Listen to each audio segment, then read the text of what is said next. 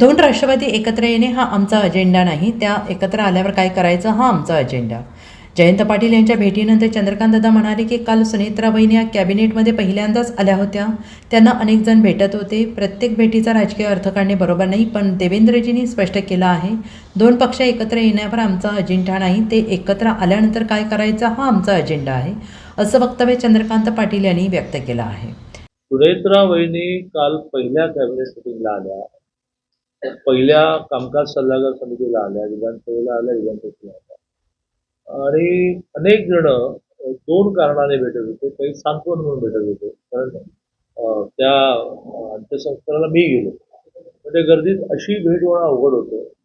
काल तसं मी पण भेटलो, तसं अनेक जण भेटले. तर प्रत्येक भेटीचा राजकीय अर्थ काढणं बरोबर नाही, पण माननीय देवेंद्रजींनी काल एक क्लिअर केलं की ते दोन पक्ष एकत्र येणं हा काही आमचा अजेंडा नाही, ते आल्यानंतर काय हे आमच्या अजेंडावर.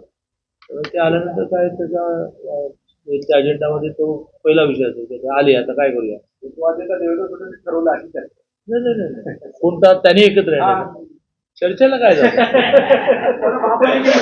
Bureau report, SPN Marathi, Sangli.